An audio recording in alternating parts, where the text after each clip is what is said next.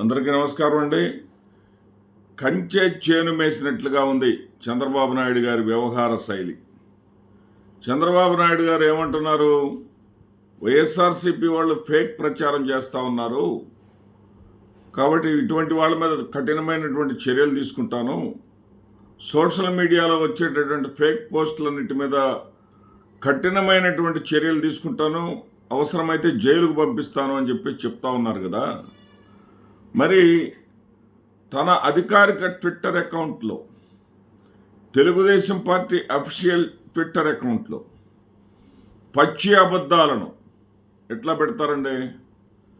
చంద్రబాబు నాయుడు గారు మీ Twitter account, మీ Twitter handle, మీ అధికారిక Twitter account మీరు కానీ మీ కుమారుడు లోకేష్ గారు కానీ మీ ఇద్దరితో సంబంధం లేకుండా నడుస్తుందా?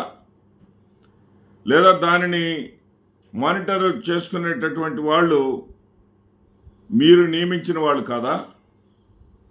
పచ్చి అబద్ధాలను పెడతా ఉంటే ప్రజలు అసహ్యించుకుంటారు, చేదరించుకుంటారు అనేటటువంటి కనీసం కొంచెం ఉన్న బిడియం కానీ భయం కానీ మీకు ఉండదా?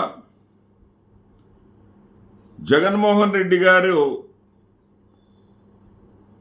మెడికల్ కాలేజీలను ఏదైతే పునాదుల స్థాయిలోనే ఉంచారో, మరి అలా కాకుండా తన యొక్క పార్టీ కార్యాలయాలు మాత్రం బ్రహ్మాండంగా కట్టుకున్నారు అని ఆయా జిల్లాల్లో ఉన్నటువంటి పార్టీ కార్యాలయాలను మీరు సృష్టించినటువంటి ఫేక్ ఫోటోలను, నిజమైన ఫోటోలు కాదు, ఫేక్ ఫోటోలను ప్రదర్శిస్తూ మీరు కామెంట్స్ పెడతా ఉన్నారు.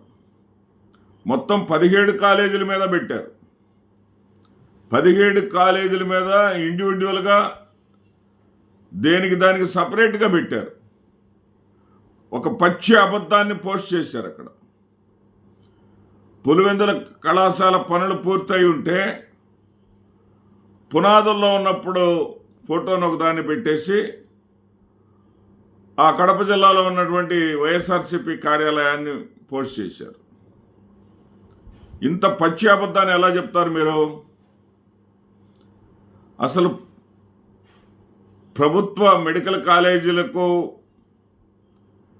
ఒక పార్టీ కార్యాలయాలకి సంబంధం ఏంటి? పార్టీ కార్యాలయాల నిధులు ఎక్కడి నుంచి వస్తాయి? ప్రభుత్వ మెడికల్ కాలేజీల నిధులు అనేవి ఎక్కడవి? ప్రజల సొమ్మది, ప్రజల సొమ్ము.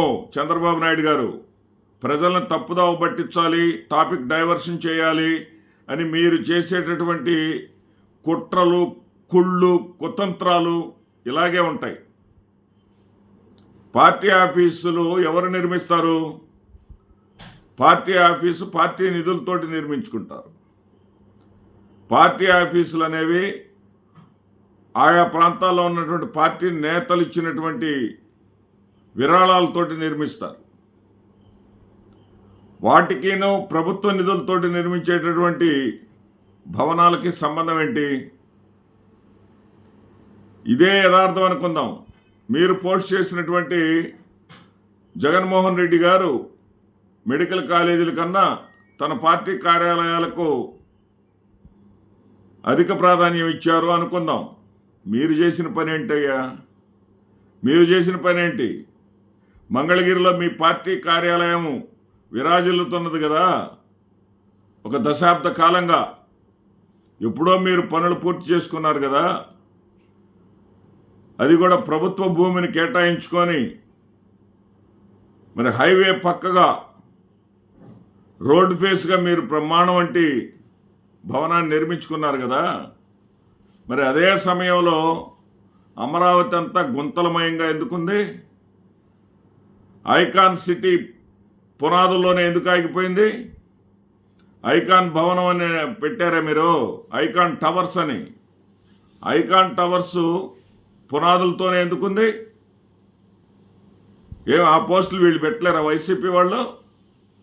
మీ పార్టీ కార్యాలయాన్ని అక్కడ మీరు అమరావతిలో నిర్మిస్తామన్నటువంటి ఐకాన్ టవర్స్ ఫోటోని పెట్టలేరా? కొంచెమైనా సరే ఒక పోస్ట్ పెట్టబోయే ముందు కనీస పరిజ్ఞానం మీకు ఉంటుందా ఉండదా? దాంట్లో కూడా అసత్య ప్రచారాలు చేస్తారు. జగన్మోహన్ రెడ్డి గారు సుమారుగా 8,000 కోట్ల రూపాయలు 17 మెడికల్ కాలేజీలకు ఖర్చు అవుతాయని, అంటే ఒక్కొక్క మెడికల్ కాలేజీకి 500 కోట్లు, సుమారుగా 7,500 నుంచి 8,000 కోట్ల రూపాయలు ఖర్చు అవుతాయని ప్రణాళిక సిద్ధం చేసుకొని దానిలో 3,200 కోట్ల రూపాయలతోటి 7 మెడికల్ కాలేజీలను సంపూర్ణంగా పూర్తి చేశారు. మిగిలినటువంటి మెడికల్ కాలేజీల్లో కూడా 60% పైగా పనులు పూర్తయినటువంటి కళాశాలలు 6 ఉన్నాయి.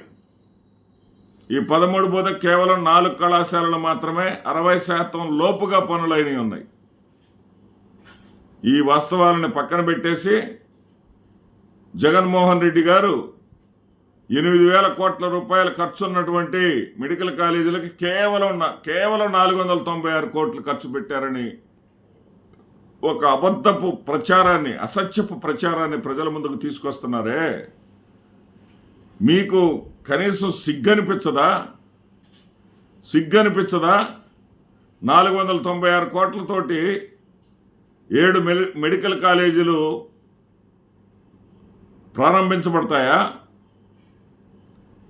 నిన్న సెప్టెంబర్ 15వ తేదీతోటి 5 మెడికల్ కళాశాలలు ప్రారంభించబడి 2 ఏళ్లు పూర్తి చేసుకున్నారు. 2 సంవత్సరాల్లో అక్కడ అడ్మిషన్స్ జరిగాయి, క్లాసులు జరుగుతున్నాయి. ఆ 5 కళాశాలల్లో ఒక కళాశాల అయినటువంటి నంద్యాల కళాశాల నుంచి స్ట్రేట్ ర్యాంక్ వచ్చినటువంటి విద్యార్థి ఉన్నాడు.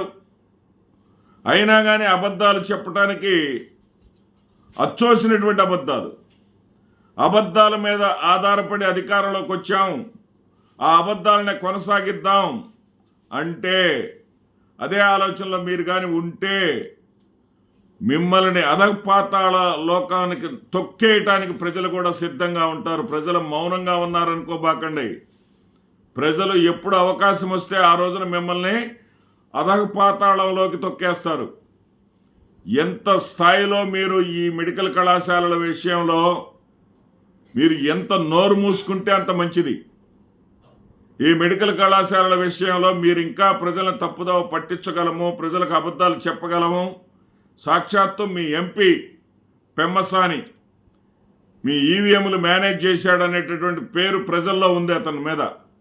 అతను అంటాడు కొంచెం మరి చదువుకున్న వాళ్ళలాగా ఉన్నాడు, కానీ ఒక చదువుకొని పనికి మాలినటువంటి వ్యక్తి మాదిరి అంటాడు. కనీస సమాచారం కూడా లేకుండా అంటాడు 17 మెడికల్ కాలేజీలకు అనుమతులు తెచ్చింది తెలుగుదేశం పార్టీ అంటాడు. కొంచెమైనా సరే బిడియం లేకుండా అబద్ధాలను గట్టిగా చెప్తున్నారంటే, కన్నార్పకుండా అబద్ధాలు చెప్పేటటువంటి మీ అలవాటును చంద్రబాబు నాయుడు గారు మీ కార్యకర్తలకి, మీ నాయకులకి, అందరికీ మీరు చేసినట్లుగా భావిస్తారు. ఇలాంటి పోకడ మంచిది కాదు. ఇదే విధంగా మీరు ముందుకు కానీ వెళితే ప్రజలు మిమ్మల్ని అసహ్యించుకుంటారు అనటంలో ఎలాంటి సందేహం మీకు అక్కర్లేదు. మీరంటేనే అబద్ధాల పుట్ట, చంద్రబాబు అంటేనే ఒక అబద్ధపు జీవి అనుకునేటటువంటి రోజులు వచ్చేసాయి. నమస్తే.